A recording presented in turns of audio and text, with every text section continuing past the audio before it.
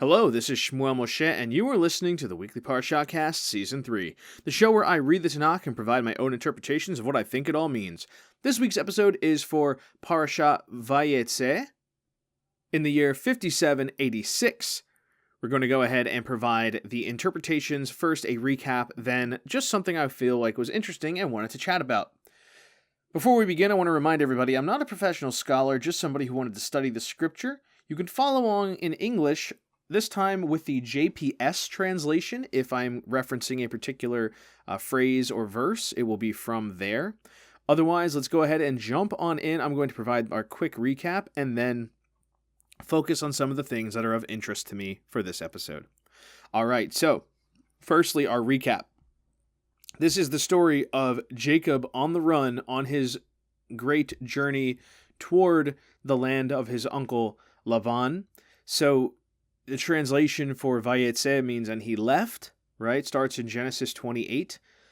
And what goes on here is the first thing he finds is he lands in a very special place where he rests one night. And in his dreams, he sees a ladder to heaven where the angels are coming and going.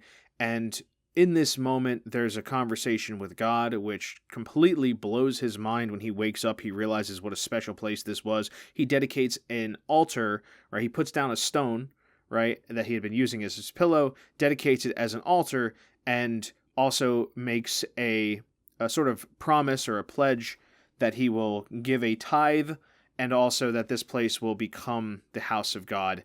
It is named Beth El. Beth El means house of El. El being, you get the idea. Moving along, he finds the land of the Arameans, where he arrives to the east. And first he comes across Rachel, who is totally beautiful. He falls for her right away and tells her the story of his background. She runs and tells her dad, Laban. Laban meets Jacob, and it's a totally beautiful family reunion.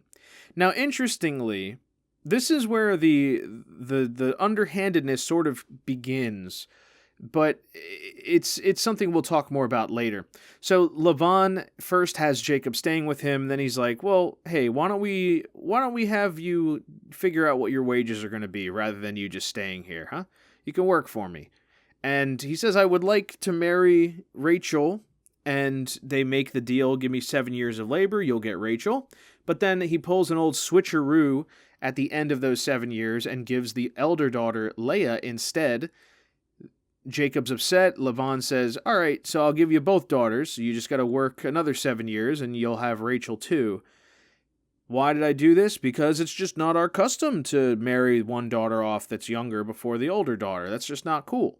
So nevertheless, he accepts this, and Jacob continues working. After the 14 years, he's finished his tasks. He's got multiple children, 6 from Leah as far as sons go, and then also the handmaids as well of the 2 sisters are part of his I guess his harem, if you will, giving him many children. And then eventually, of course, Rachel will also have her own children at some point. But Jacob is now discussing his escape. He wants to go, and Laban says, why don't you stay and work for me a little longer? 6 years, and yeah, we'll give you some sheep in exchange. And so, okay, well, this is how Jacob will be able to acquire a flock. This is a good deal in concept.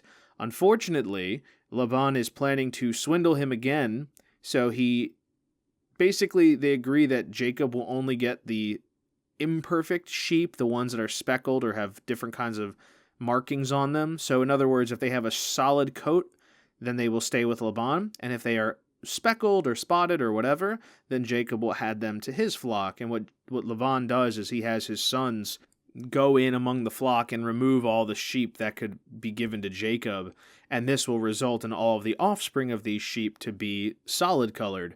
But Jacob, because he has God with him, he has this mystical answer of doing a very strange thing by peeling a rod and splitting it and putting it in the trough where the sheep are going to be drinking. For whatever reason, this is going to provoke them to all breed and produce almost entirely speckled flock. So because of the terms and the conditions in which Laban tried to outplay Jacob, well, Jacob is now returning that by outplaying him.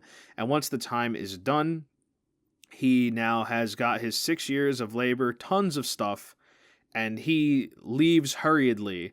And his wives, who are the daughters of Laban, they're like, our father already got our value out of us. We have no place here anymore. In other words, he doesn't care about us either.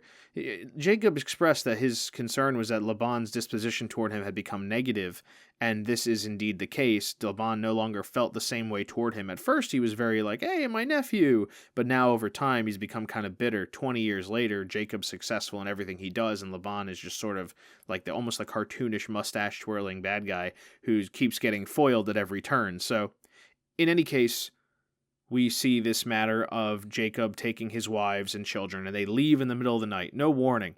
Now, Laban is not happy about this. Additionally, Rachel stole Laban's idols, and so this is like a really big problem for him. You basically just stole his god. He's pissed.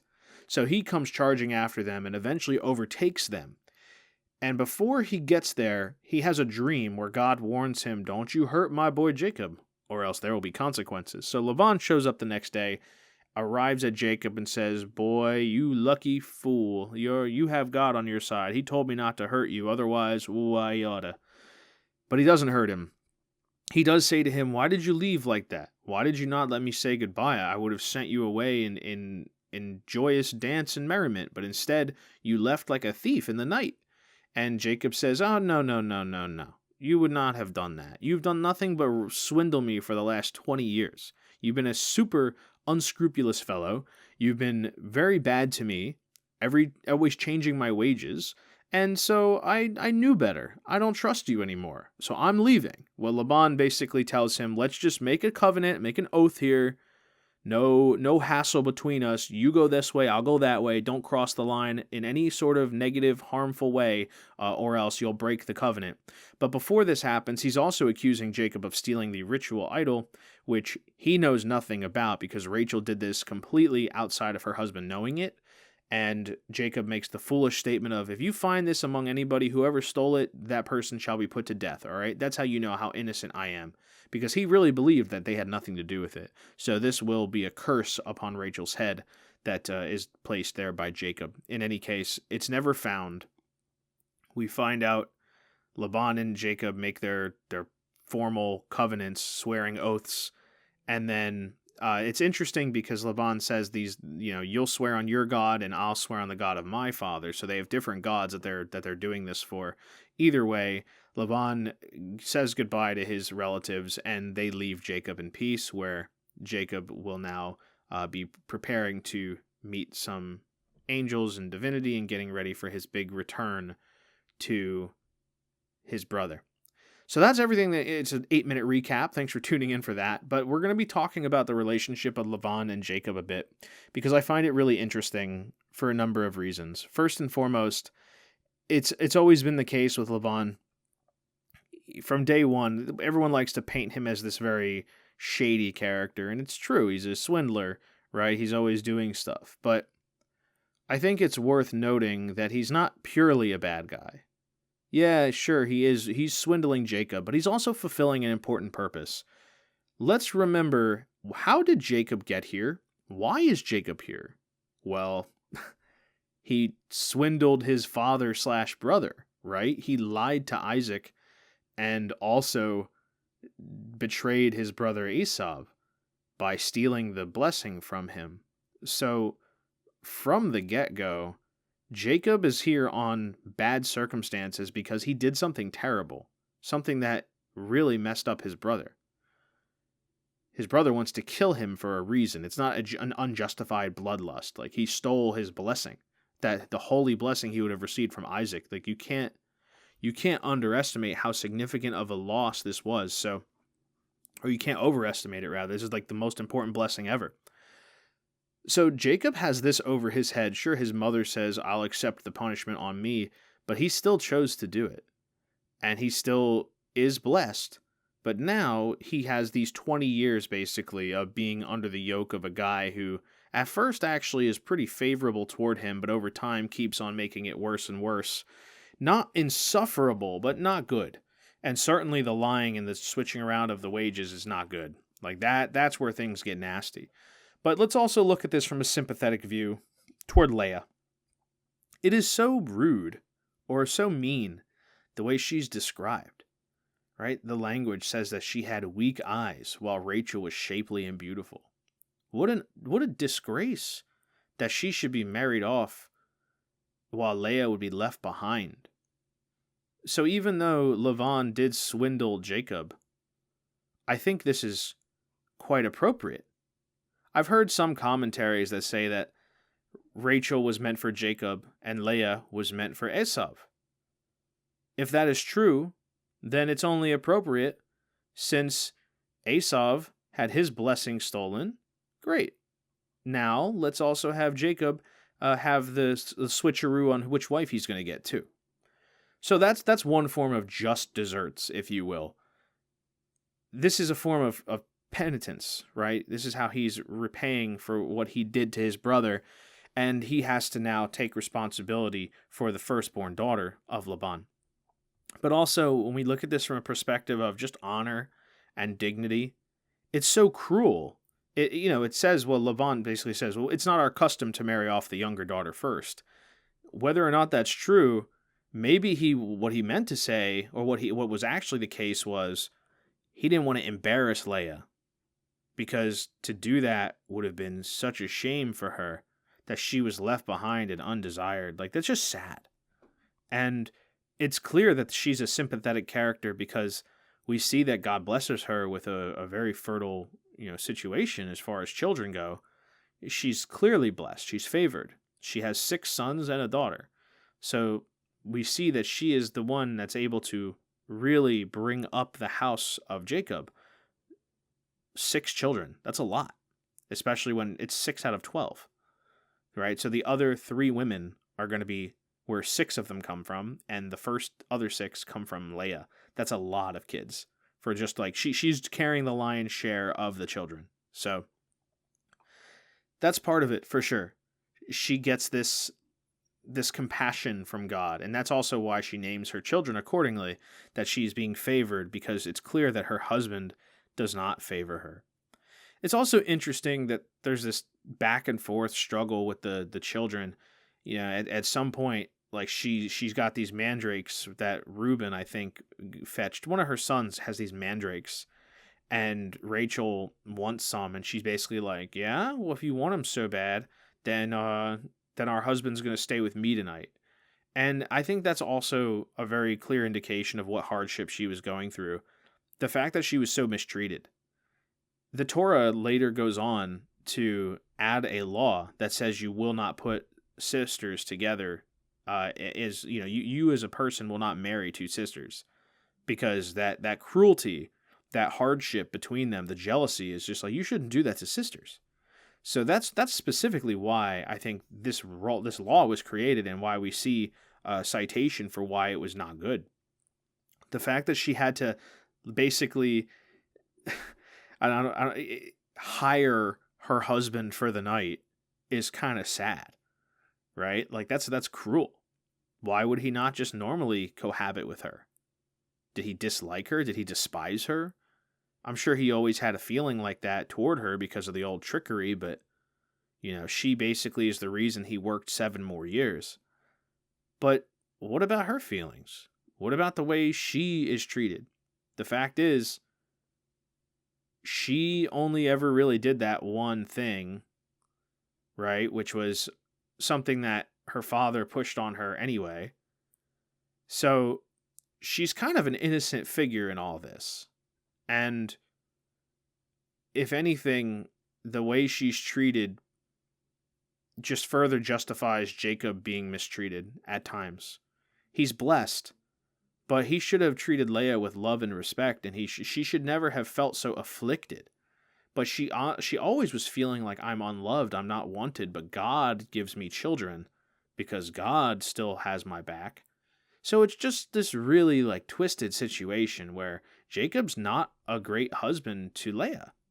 He's so in love with Rachel. Meanwhile, Rachel also took the idols away.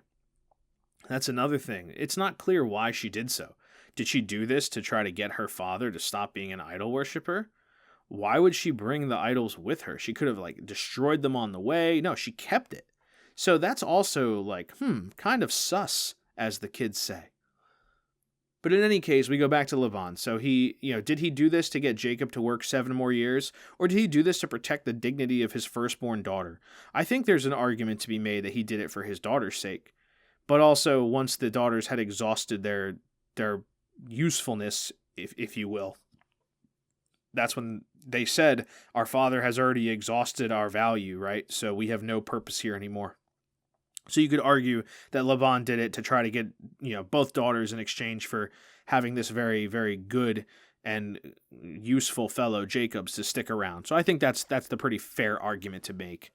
Now, interestingly, Laban and his sons, like, it's one of those cases where every time they try to screw over Jacob, it only backfires and benefits Jacob, and it screws them over instead. So this is one of those cases where it's just like somebody has a really wicked nature and inherently cannot help but undermine themselves. Again, cartoon villain sort of deal. But to some degree, I do think it's also reasonable that he would want to say goodbye to his relatives. We don't hear about Laban ever again. As far as I recall, that's pretty much like this is the end of his role in stories. But he was there when Eliezer took Rivka, right? He was there. He's the one who kind of brokered the deal. So I think he just recognized that Jacob came from a wealthy household and there were all these reasons. He probably was sitting there expecting something or someone or whatever eventually to show up, and they never did.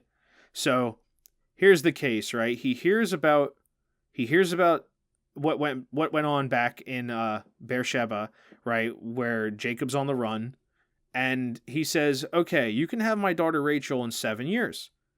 So during those 7 years, maybe you would think Esav would have shown up, right? The brothers after the other brother. So maybe that's the whole point. So here they are there, and Laban in his mind is thinking, well, one of the sons showed up. The other one will be here any day now. Any day now. Okay, where is he? What is going on here? Like, why hasn't he shown up yet? So at this point, Leah is now standing there, and the guy she's supposed to marry has never shown up. So yeah, I guess I'm just going to make sure that this doesn't go south. You're going with Jacob. We see that Esav has made an attempt to marry correctly because he finds out that Jacob went to go marry from Abraham's kinsman. But what does he do? Instead of going to do the same thing, he goes to the Ishmaelites and he marries an Ishmaelite woman instead. So it was like, oh, so close. But once again, not quite at the level that was necessary. There we have it. So I just find those two things to be particularly interesting related to Laban and also Jacob and Esav as well as the daughters. It bothers me a great deal that Leah goes through so much cruelty, especially because she is the most potent of the matriarchs of this generation. And something this bothers me horrendously. I've noticed in a lot of reform prayers, right, when they do the Amidah, they say, the God of Abraham, the God of Isaac, the God of Jacob, and then they start saying Sarah, Rebecca, and then they'll often say Rachel and Leah. So they put Rachel first, and I always found that to be weird. Why would you not put Leah first? She is the first wife. She had the firstborn. She had the most children, but they give Rachel the honor for some reason in this prayer. So I just think even today, poor Leah, even though she did all she did, is still kind of getting shafted historically by the community. And God does not forget her plight, so neither should we. Well, that's it for this episode. Thanks for tuning in to the Weekly Parashahcast Season 3 for Vayetzei. We'll be continuing next time. But until then, as always, this has been Shmuel Moshe with the Weekly Parashahcast saying thank you for listening and Baruch Hashem.